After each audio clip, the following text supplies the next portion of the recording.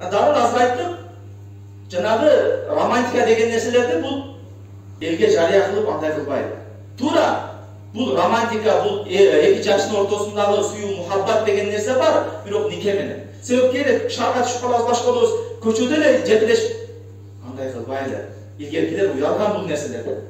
Кээ бирлер илгеркилер ушундай даражада болгон, аялы менен көчөдө онтип жетелешип баскан эмес антип. О жат адам эмес, аялы менен уят деген нерсе бар.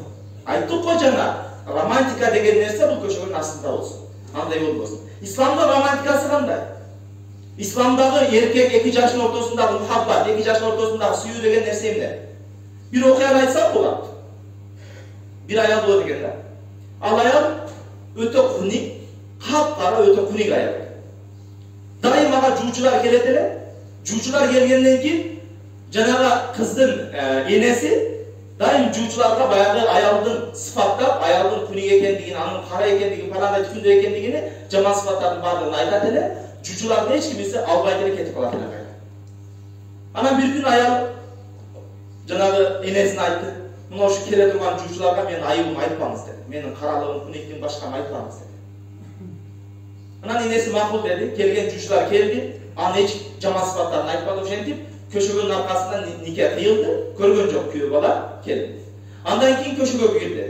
Нике түнгө кирген мезгилде жанагы аялды көрүп, бетин ачкандан кийин аялды көрүп, күйөөсү коркуп кетти. Себеби өтө эле коркунучтуу, өтө эле куник аял. Анан ажырашам деп атканда эле баягы аял айтты, билем деди. Мен жакпадым, менин көрүнүшүм сизге жакпады. Бирок мен сизден бир суранычым бар. Bir күн мага уруксат бериңиз. Bir күн ушул жерде бирге түнөйүн. Пайгамбарыбыз алейхисаламдын бир сүннөтү калып кеткен, пайгамбар алейхисаламдын бир дуасы калып кеткен. Ошол дуага жетишкен адам мен болуп калайын деди. Ал кайсы дуа деди? Ал дуаны айтты, пайгамбарыбыз алейхисалам айтат: "Рахималлаху имраата истайқаза мин манамихи ва айқаза завжатаху. Фа ин абад фасараха ала вajhihil ma." Аллах Таала райымына алсын дейт. Аллах Таала мейримине, рахматына бөлөсүн. Кимде? Bir аялды, ал аял түндөсү ойгонуп, күйөөсүн намазга ойгонду. Эгер күйөөсү намазга ойгонуштан жалпоо турбай турган болсо, анын жүзүнө суу чачып болсо дагы ойгонуп, биргеликте намаз окуган болсо, ал аялды пайгамбарыбыз алейхисалам өз дуасына, Аллах Тааланын рахматына калсын деп дуа кылып кетти.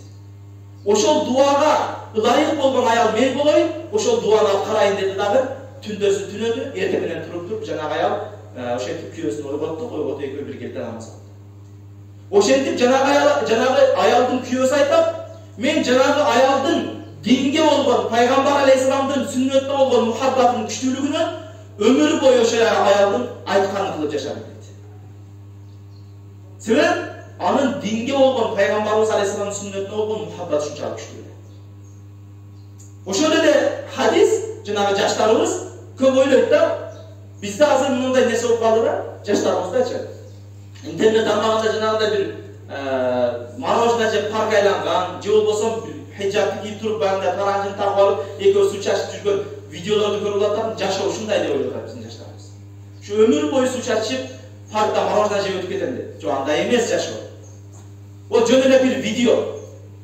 Жашоо андай эмес, жашоонун өңгүл дөңгүлү болот, чукур чакыры болот. Ар кандай жакшы жаман учуру болот. Антип өмүр бою суу чачып өтүп кетпейсиз аны. Туура ал нерсе дагы эркек аялдын ортосунда сүйүү, мухаббат болот, ал парктын аркасында антип көчөдө суу чачып эмес. Парк айланып мороженое жеп эмес.